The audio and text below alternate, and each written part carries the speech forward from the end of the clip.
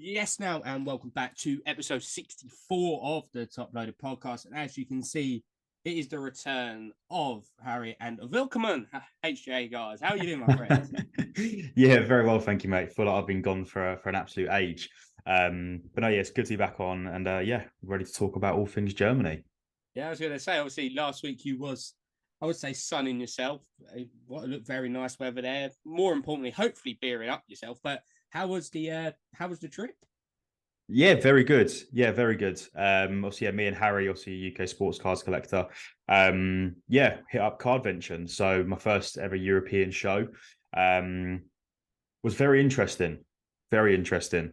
The actual venue itself was unbelievable. Like to be able to walk out of the doors and sit inside the Hockenheim Ring and watch these qualifying racing, like it was absolutely nuts. And it was such a good venue.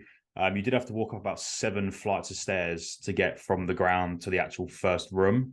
So I mean, my legs were in bits by the time we'd even got to the first room. So um, yeah, then it was I think another 2 floors up then to get to the second room. But yeah, it's just a whole other ball game. Like it really is. I mean, there is some. It's the ratio in terms of what was actually there. Me and Harry both never thought it would be that heavily American sports.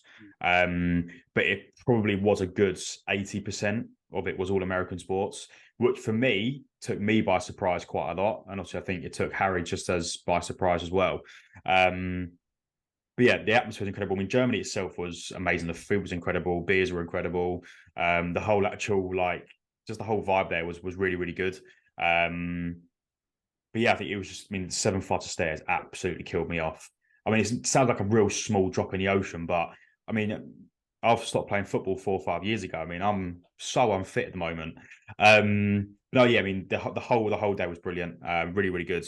So food was incredible, beers were incredible, and yeah, it was absolutely wicked weekend to be fair. So, yeah, first European show ticked off. So, countdown is on till the next one.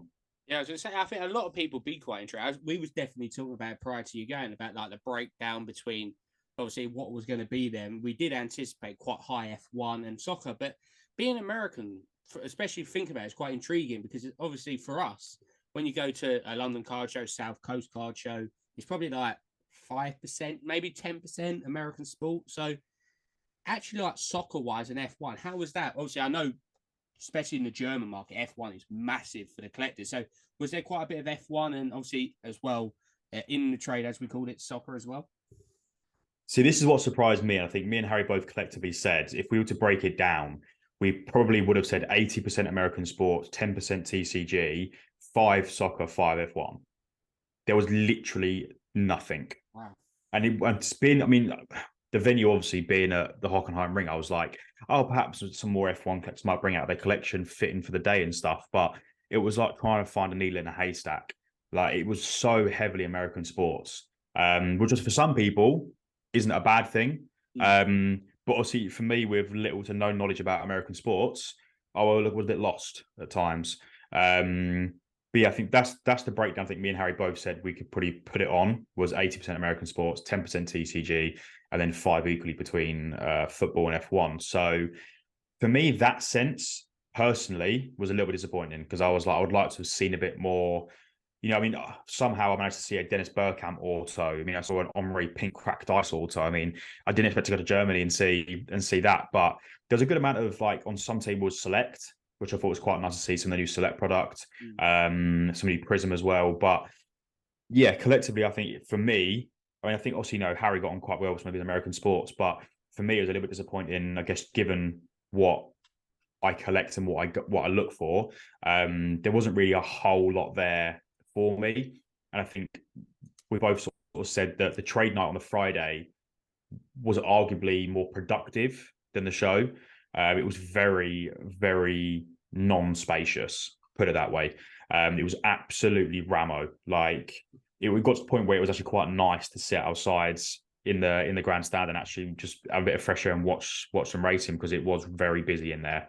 I think I was speaking to the guy that runs it. I think they capped it at about I want to say 1,000. I think he might have said, but it was very busy, very very busy. Also the language barrier as well. I mean, everyone started speaking to me and Harry in German. We were like, trying to work it out, and we'll be able to. We were in we'll just like, sorry, mate, like English, but again, they all spoke such good English, so the communication wasn't really much of an issue. But yeah, it was just the split for me was probably the one thing that let it down a little bit more, because even at the trade night there was so much more football. I guess where people were just sort of setting up, but yeah, that was to me arguably one of the things that was a little bit disappointing, but it's one of them things in the end of the day. Like when we met a good group of people, and we met a trade night, and we spent sort of a bit of Saturday with them at the show. But yeah, I mean, all in all, like it was an epic weekend. Like, it was really, really good. The whole atmosphere, the experience was brilliant, and I'd definitely redo it again. Overall, I probably wouldn't rush back to the next cardvention. I probably would look to potentially like Amsterdam or Paris or somewhere next. But like I said, take nothing away from the show itself. The show was really, really good. I guess just in terms of what English collectors are there for, if you're not into American sports, you were very outnumbered in terms of what tables were there available. But no, yeah, I mean, if you haven't been to the European show, I definitely recommend it as a first show. Also, they changed the venue from the first time round to this one, so I imagine they'll change it for the next one. But it was just interesting because I really did not expect to see that high percentage of American sports. I said I had hoped and assumed there'd be a lot more F1 there, but it was very obvious that the Bundesliga sets, the German players were hot. Yeah. Like Bellingham was flying out, Haaland was flying out, Vettel, like Schumacher, like they were so popular out there. So if anyone was to go out there, the German players are the way forward. Anyone playing in Bundesliga, any German nationality, F1 drivers, players, like they were so hot. I think even at trade night, I mean, obviously when I talk about pickups, but I mean, I traded my Bellingham, Harry sold his 2020 Chrome Vettel sit in pose. Like within half an hour of us putting them out, they were gone. So on that aspect, it was quite good for us to hold the sort of the German, the Bellinghams, your German like nationalities, to then take them out there and sell them straight away. But yeah, like I said, it was a wicked weekend. Take nothing away from it. Like the whole experience was unbelievable. It was just very surprising to see that high percentage of American sports for me, anyway.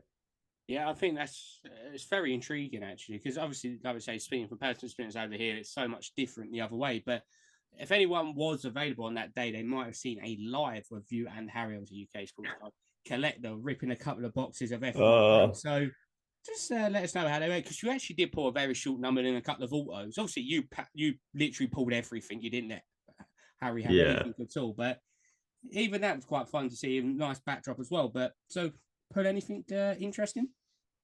Yeah, I mean, so we both sort of said, listen, we're at Hockenheim Ring, like let's just buy some F1 boxes and rip them out live by the track. So yeah, we did go live on Instagram, and I think we could probably safely say it was quite disappointing. We did hit 2 autos out of 2 boxes, however they both F2, and we did hit Alex Albon Speed Demons to 5.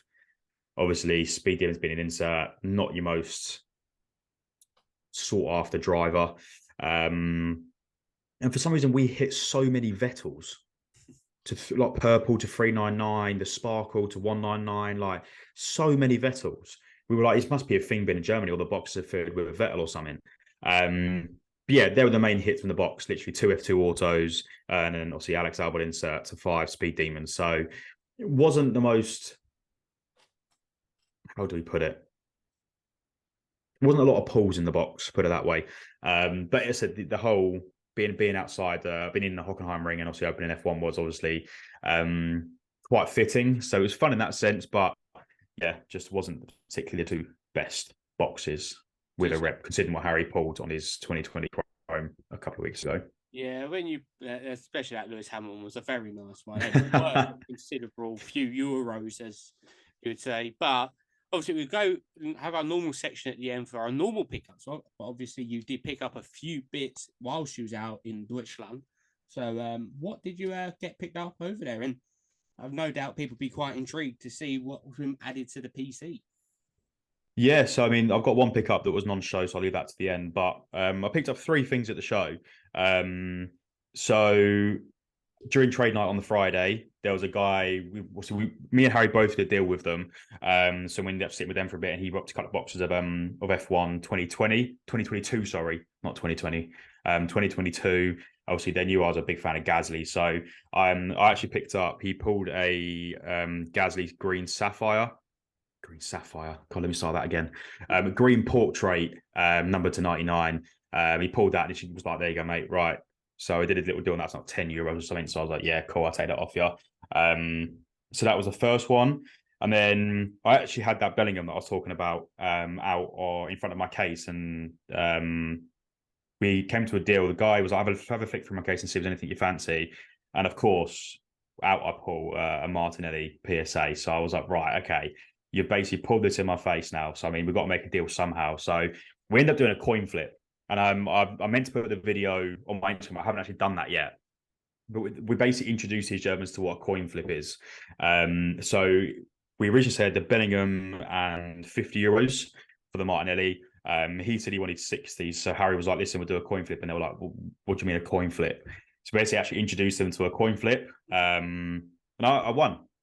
Surprisingly enough, I won. So we did Bellingham and €50. I actually come away with the 2021 Blue Prism Martinelli number to 340 in a PSA 10. So I thought I've gone all the way to Germany and still managed to find a Martinelli card, which I was quite impressed with. So that was picked up at a trade night, which was, Bellingham to 199 PSA 9 from Club Chrome. Obviously €50 for the Martinelli PSA 10. I said I don't have a lot of PSA 10s, so I was quite happy to add that in there all the way from Germany. And then funnily enough, the last one was actually with Harry himself. He, again, knows how much I love Pierre Gasly. He had a 2020 auto of Gasly, which I was eyeing up. And he also had the Aqua sit imposed to 99 in a PSA 8. So we ended up doing a bit of a deal on that. I think it comes to about €120 in the end, I think it was, around about that. By the time we did a few cash swaps here and there from other stuff. So, picked up that. But you can see it was, numbered to 99. So actually, I've now got the base. I've got the Aqua. I'm trying to pick up the base Sapphire, which I think I was on eBay for like £77 and a PSA 9. So I picked that up. So you can have the base, the Sapphire, and then the Aqua. All in a line next to each other. So I was very happy with, again, like both of those to pick up both at the show. I was quite pleased with those. So yeah, again, I didn't know what to go out there expecting to pick up. I was quite happy to pick up Martinelli. I was like, didn't expect to see that in someone's case.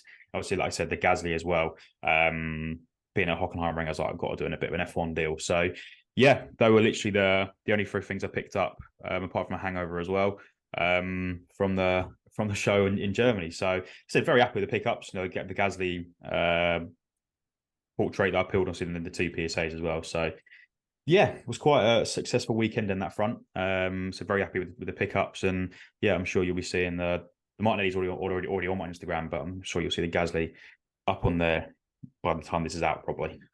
Yeah, like I say, it looked a very successful one. But was there, last question about Germany, was there any cards that you see, obviously, that you didn't purchase, but you was quite took back by, like really nice cards? Because I know when I've seen it before, there's been quite a lot of high end, some really nice bits. Was there any cards that you see while she was there and was just like, wow, that is I mean, this one table, he had the one of one Haaland and Bellingham. I'm trying to think what set it's from. But it's basically where, like, I think Haaland got his back and Bellingham was like hugging him or something. It was the first edition. I think it might have been that. He had that. He had the one of one. I think in a PSA 9. I think it was. Then next to that, he had a Messi Eminence auto. Casually out on the table. Me and Harry were like, "What?" But he had a load of other big cards and other Messi autos. So that was nuts walking past that, and I was like, Jesus. I was actually pretty gutted because I didn't realize actually until we got home and I saw someone post a picture. But Topps actually produced like Hockenheim Ring Cardvention 2, like I don't know if they were Topps now or not, but like actual cards. And me and Harry had no idea until we got home and saw like the London card show. Until we got back home and saw someone post a picture, and I was like, how did we not pick that up? Like I actually woke up, we got home and saw that, but that's another thing. But yeah, I'm trying to think off the top of my head if I saw anything else that I was like, that's a big card. Obviously, like again, to go out there and see a Henry Pink Ice auto from Prism was quite I was, well, fair enough. Didn't expect to see that. But again, for me, like I could walk past an American sports car that's like a card and be like, I would never have guessed that. So, from what I saw, they're probably the, I said, a Messi Eminence and a Haaland Bellingham one of one. You can't really get much better than that. But for me, from what I saw, they were probably the two biggest cars that I was like, oh no, I tell a lie. There was the guy that the group we made sort of pretty good friends of at trade night.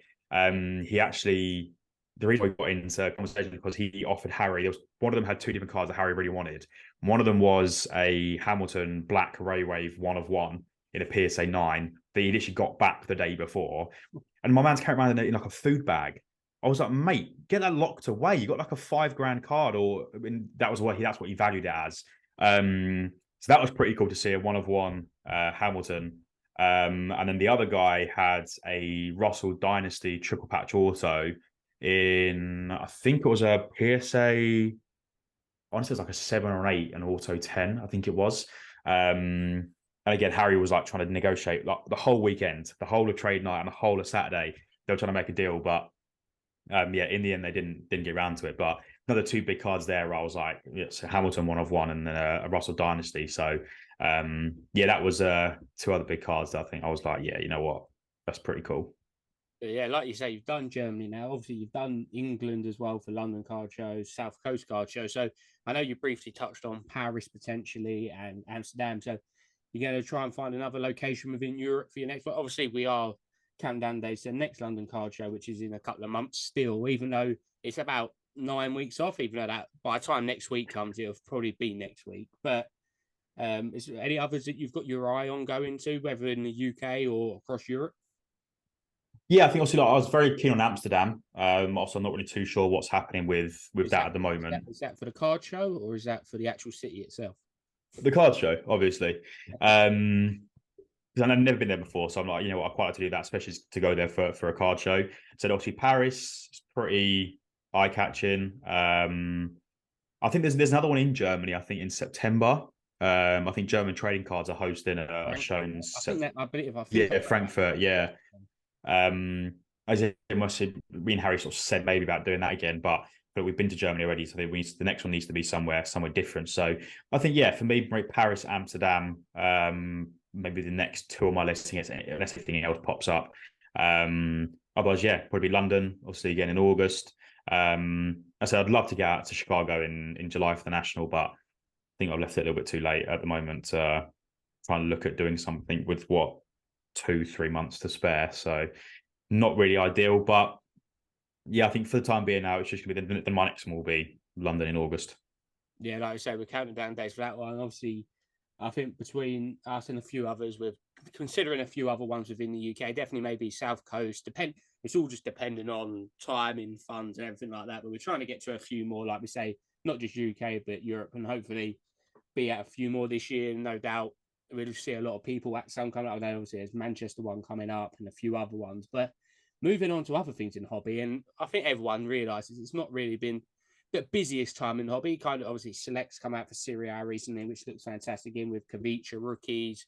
Obviously, your Osimhen's after winning the leagues. And a few other minor sets have come out, like your team sets, which are becoming quite popular now within, I think Chelsea's come out, Salzburg's come out, Liverpool's come out. Barcelona didn't come out too far ago, which are nice sets, are normally priced, I think, between the £30 and £60 mark to have chance of dual autos, patches. So very nice cards on them.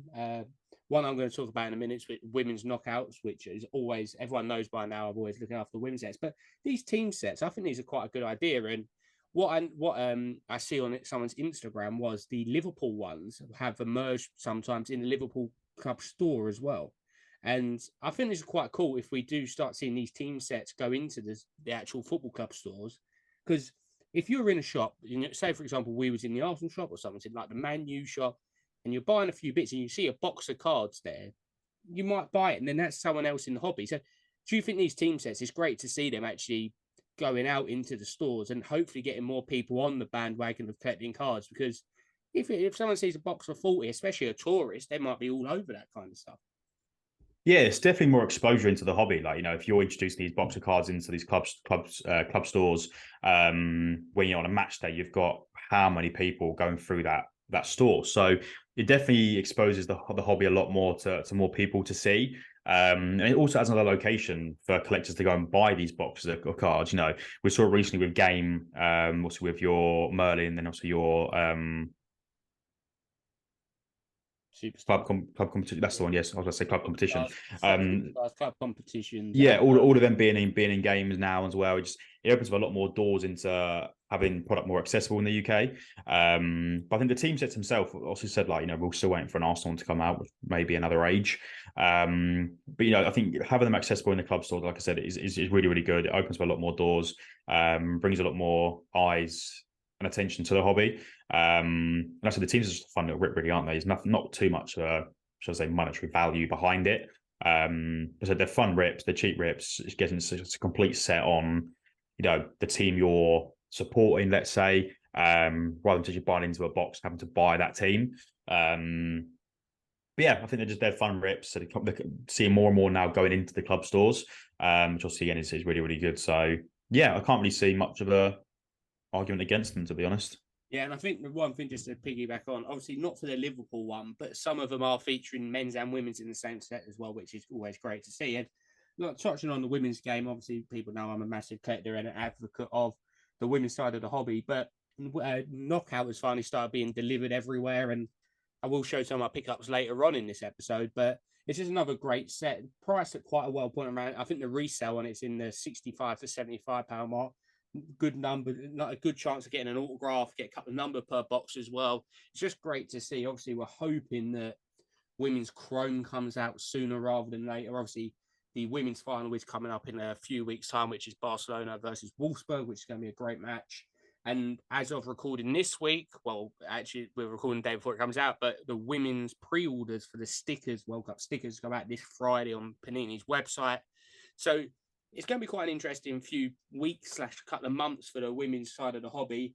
My dream of a card set for the Women's World Cup looks like it's not going to happen. Hopefully, maybe a Panini Instant would be quite cool for it.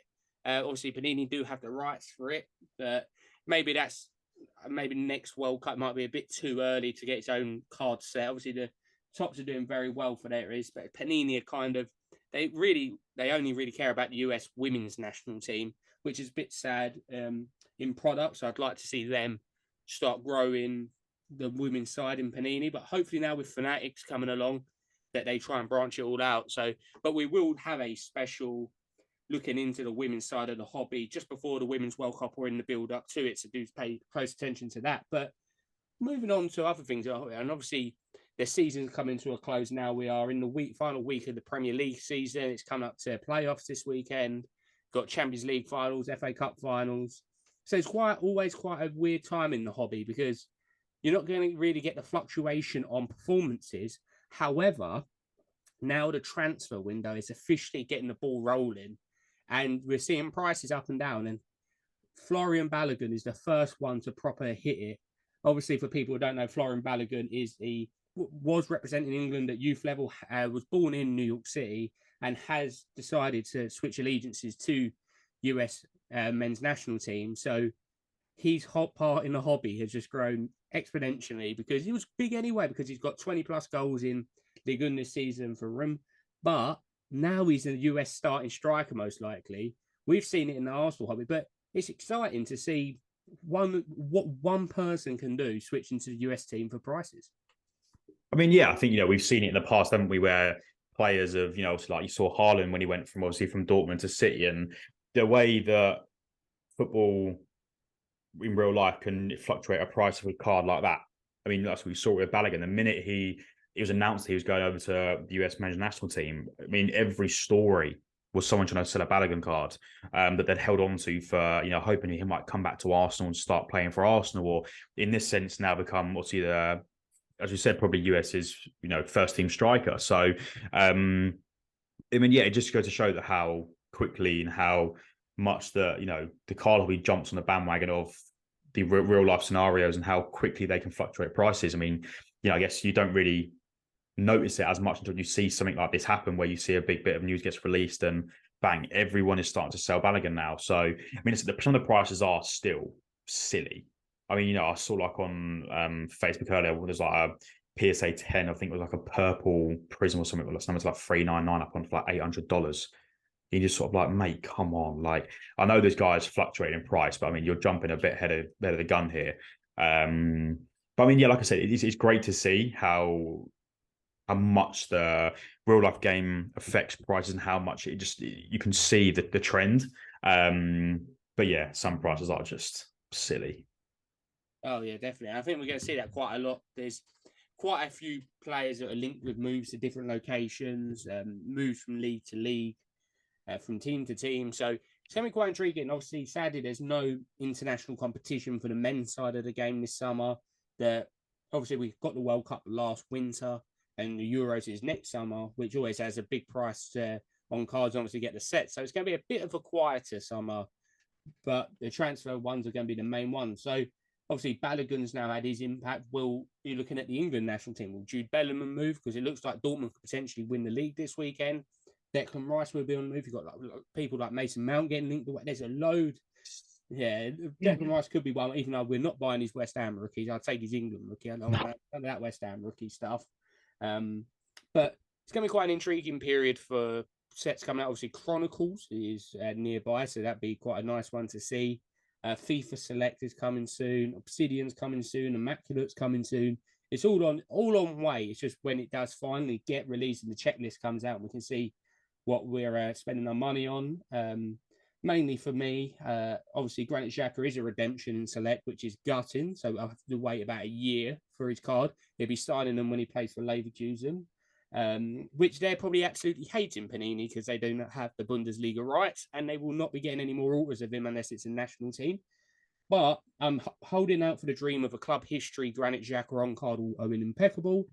But my bank balance is saying, please do not add to the checklist. But we're talking about some of the cards that we're looking at picking up. And obviously, I know you're really branching into the Gasly area. And obviously, I've kind of decided now that my pathway for my PC going forward. But has anything changed so far this year? Obviously, we were talking at the beginning of the year what we're trying to collect. But is there any areas or even players in particular that you've really started focusing on and really making them the focal point of your PC? I mean, obviously, I'm still looking for the last missing piece to the Gunther Steiner Rainbow. I'm sorry if you didn't know that already, if I'm boring you with that, but I'm still looking for the red to 5 from 2021 flagship. So if anyone sees that, give me a shout. But also, yeah, very much interested in being picking up obviously the Sapphire version of obviously the Gasly sitting post to add to that. Also, yeah, Gasly in general. I can't lie. I need to speak about the pickup with this. I'm just going through it anyway. Basically, picked up the lighting's not great, but basically Ben White camo to 199 from the new Select. Picked up eBay for like, it was like £6 something. I was on bids. I was like, yeah, I'll have that. To 199, so camo. And I was actually looking at it the other day on the checklist for Select, and I'm debating trying to basically collect the full camo set. So obviously all the mezzanines, field levels, bases, not base, obviously just the general player pictures of all the camo. So I think the camo looks so nice. Yeah. Like, I know also we said like the tiger print in Prism, the zebra in Select, the tie-dye. There's such nice inserts. But this camo for me, I don't know what it is, but the camo looks so nice. So I'm debating obviously trying to pick up as many of the camos as I can, and whether I try and put them in a binder or something, or try and have them all. I don't know.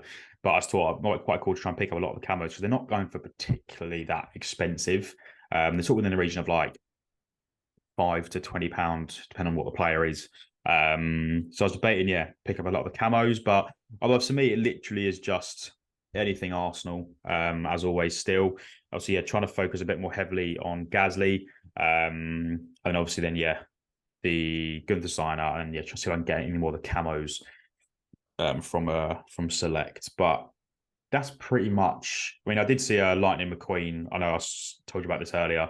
There's a Lightning McQueen base from the Disney Kakao on eBay, and I'm thinking, I've got the Donald Duck and a Raw, so I might try and pick up the Lightning McQueen PSA 10. So I think there were the two cards that I really wanted to try and get were Donald Duck and Lightning McQueen. So I might try and pick that up off of US eBay. But for me, they're the main real focus I've got the moment going on in the PC. Nothing too streamlined, just anything Gasly, Arsenal, and then Gunther Steiner.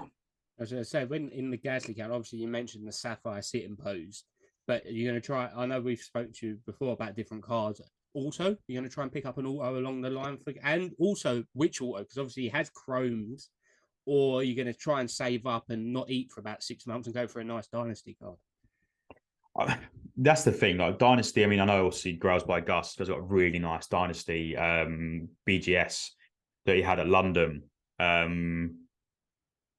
It's difficult because I know like Gunther Steiner dynasties are pretty within the region of like $200, let's say. But with Gazzy, it's a little bit more pricey. So I don't know. I'd love to get a 2020 Chrome Auto. I feel like no, the first year. But for me, I've got a thing like I like it when the auto is graded. It's a weird thing I've got with the PC. I like it when the auto is graded. I've got a weird thing where it's like if it's an auto, but it's just like the card's been graded. I'm like, I don't know, it doesn't look right. So that's my weird obsession with my cards 2.0. But yeah, no, for me, I think you would have to be the auto graded, arguably 2020, then maybe further down the line, the Dynasty. Not bad, not bad. I was going to say, I keep seeing Steiner dynasties popping up on American eBay, and they are a good looking car. I even see one the other day, which was free, like the triple patch, and it was red, white, red, and I was like, that would fit perfectly. Yeah, yeah, it would fit perfectly in. But like I say, especially you try and complete the rainbow, and then obviously coming to Arsenal cards, especially obviously that's one area obviously we both collect, but obviously it'd be quite nice to see the camo one, especially that they're quite high numbered. That there's quite a lot available. Whereas the tie dyes are to 49, so it's a bit harder and a bit more pricey. The camos are really nice. yeah. I think the camos at the mezzanines to 199. I think the field levels to 299. I think it differs depending on what the insert is, but it's either that or I try and create a Ben White rainbow from Select and get the tie dye, get the zebra. Just see what comes up really. Yeah, as I say, Betty Blanco won't be a bad one to PC at all. Be a nice little for you. But interestingly for me, obviously everyone knows I've got a quite extenuous Arsenal collection. But I was kind of sitting down the last couple of weeks. I think everyone kind of does it, and they're like, "Where do I really want to focus on?" And at the moment, I've kind of got like, I collect Arsenal here and there if it's a nice card, but I've really decided now, obviously, I think everyone and their cat knows I am a massive Granit Xhaka collector. So he'll always be my primary PC, even if he does move on to Leverkusen in the summer. But I'm going to really start, even though I have got quite a big collection, but Arsenal Women's is going to be probably my main pick. Start picking up now. Obviously, World Cup year. Hope, unless of an absolute calamity at the weekend, we should be seeing Champions League football again at Arsenal next season for the women. It has to be a 15-goal swing, I think it is.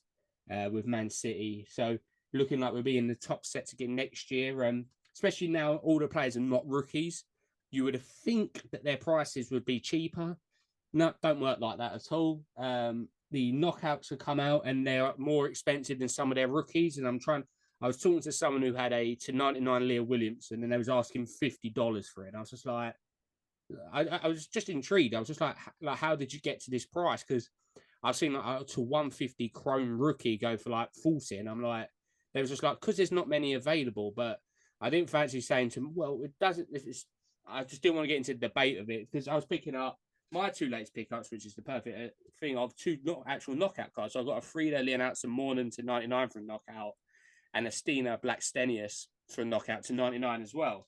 So I was looking at them and I was thinking, man, not too bad. I got them for about £7.50 each, or six. I think it's £6 and £7.50. So decent price for a 99 card on demand set. But I think now with the Women's World Cup, it's going to bring a bit more spotlight onto women's collectors because I think a lot of people would generally be watching the Women's World Cup.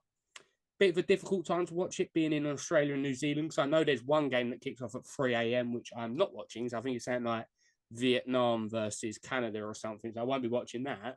But hopefully early mornings, people have it on in their offices or be watching it wherever they are, which would be really good to see women's get a bit more traction, especially England national team. Sadly for me and all the England fans out there, Leah Williamson won't be at the World Cup. Frank Kirby won't be at the World Cup. Beth Mead looks like she won't make the World Cup, so some big players missing. But I don't know. I know obviously you've got a couple of Arsenal women's cards.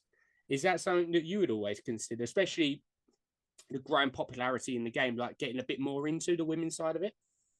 Yeah, definitely. I think, the obviously the original first year women's chrome will always be like one of those, slightly like F1 will always be like the best of the women's sets. So yeah, I'd love to also notice before. I'd love to get like a Beth Mead and a Miedemar auto. Obviously, unfortunately, Williamson doesn't have obviously an auto in the set. But I'd love to get a Beth Mead auto or a Miedemar auto, and I think the Inferno parallels are really nice as well in women's chrome.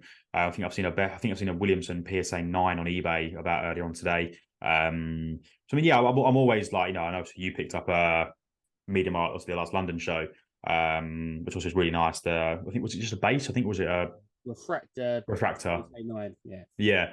So I mean, yeah, I'd always love to look and see pick up in the women's chrome from the original sets. Also, I said Williamson, Mead, Miedemar. So I think I got an auto from you, didn't I, of Iwabuchi. But yeah, like I said, I think the women's chrome, as I said, the original chrome will always be the nicest set. But yeah, definitely. I mean, I've never really focused too much on it in terms of picking stuff up from women's chrome. But if any of them ever came up, I'd always look at taking a punt at it. Yeah, and I'm going to call someone out right now because I know a good friend of ours, Aidan, has got a beautiful orange wave. Yeah.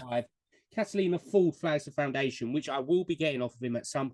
He doesn't know it yet until he listens to this, but I will be getting off him at some point because I really want that card. And I have not seen one other of them out, so he's probably going to keep it because I know he's a massive women's fan as well. But he knows that I'm going to come for that one at some point. I really want that card. But like I say, it'd be quite an intriguing few weeks on that front. And obviously, Chronicles, it's still over preview, immaculate, impeccable. It's all still to come. Obviously, when the checklists do get revealed for them, it'll be a much bigger thing if we can actually look through it, analyze the sets a lot more. But it's good time to look forward to. Obviously, now the season's finishing. We're looking forward to the Champions League final now. Should be quite intriguing to see Inter Milan, Man City. I can only see one winner really there, but you never know.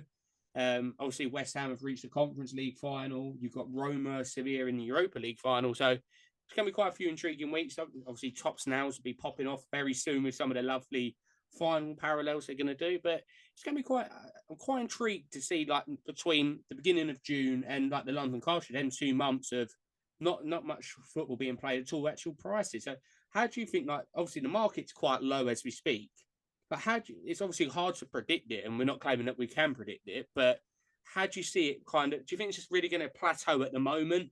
Because realistically, it's not going to go down that much. It will do a little bit. Hopefully the Arsenal prices will do a little bit, but otherwise, I think it's going to in my personal, I would see it plateauing a bit at the moment until the season really starts up again.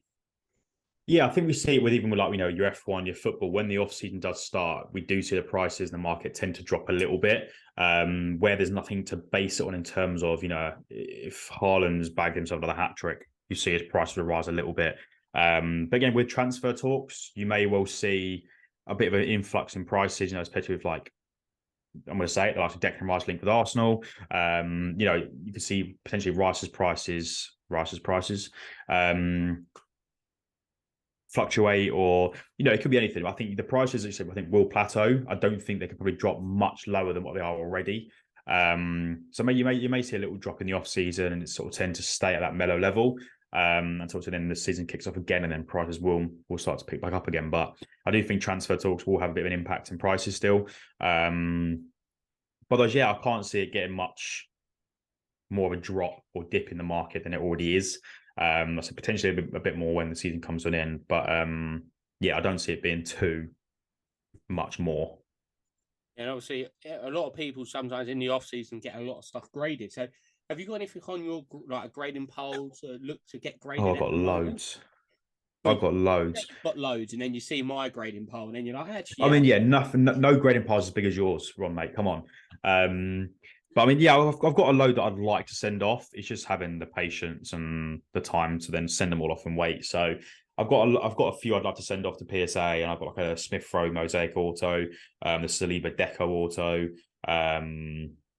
I'd love to send off my Smith Rowe Tiger Prism to PSA until I turn around and saw the back of it, and it's massively off center. So I was like, I'm not going to bother with that. Again, I'd love to send a camo off to PSA. I think it's just look nice encapsulated. But yeah, it's just, again, like I said, having the patience to wait around for it to come back. Otherwise, yeah, I mean, there's a lot out there that I could be like, what, I'd send this off to grade. I'd grade that. But it's just the money for the submission as opposed to buying more cards. So you got to weigh up, really, innit? I think that's everyone's predicament. You can say if you're getting grade 5 cards around the £100 mark, and you see 2 or 3, maybe 4 or 5 cards that you're looking at, you're thinking, oh, would I? Everyone just, I think everyone has done it where they go, oh, I'll just grade it next month. Oh, I'll grade it next. Yeah. It's so easy to be done, especially like once you put one thing on the, oh, I'll do it later. The pile just grows and grows and grows. And like you say, with PSA, waiting what 3 months, say, to get it back. Roundabout. Yeah, you've not got the cards, but that's the only reason why I always debate going SGC. But then, like I say, if you want to maximize your profit, I think if it's for PC, I've always said if it's solely PC and I'm never going to sell it, I actually just rather send it SGC, get it done. But then obviously, whereas you're probably getting 70% of the actual value. If you go PSA, you get the 100% value. So there's a lot of things to weigh up. And obviously, we're looking at, I think we've got to try and make a thing going for at least one card every month needs to be sent off. So we can kind of have it ticking over that. And then we start getting into a conveyor belt system that we at least have once a month to reveal. Maybe something we're considering, maybe a few of the boys as well that we've got a group chat with, if we go shows with, maybe do it as well. That'd be quite intriguing to see. But I would say it's quite a time. Let's see, as we're doing. Oh, tossing zebra. Just seen that on eBay. Tossing zebra. Nice. It's not too bad, that. So that's what I say. I think now it's a quieter time in the hobby while we wait for these other few sets, which are all due out within the next 3 to 4 weeks anyway. But it's going to be an intriguing time. Obviously, seeing a lot more people getting deals at the moment, which is nice to see for the collectors.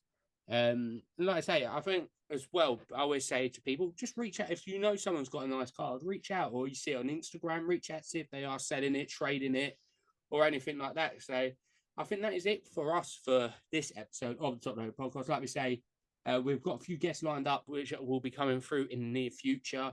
A few exciting new setup companies, a few people everyone knows within the hobby, and a lot more people from the UK scene. And like we say, we always like to see the new companies emerging, breakers, content creators, and everyone else. So, like we say, hope everyone out there is staying safe, doing well, buying, selling, trading, and all that good stuff. But until next week, happy hobbying and good night.